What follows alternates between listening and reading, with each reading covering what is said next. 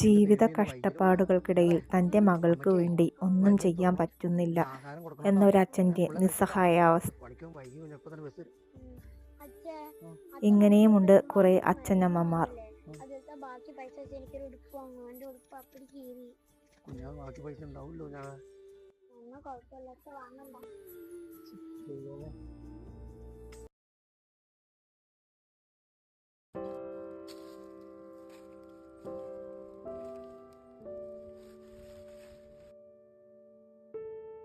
ചേട്ടാ വെള്ളം കൊണ്ടുവന്നുണ്ട് കേട്ടോ, വെള്ളം കുടിച്ചോട്ടോ.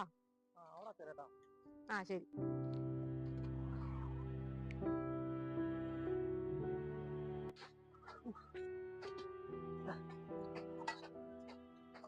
കുറെ ദിവസമായി ഒന്ന് കത്തിച്ച് കളയണം നോക്കും.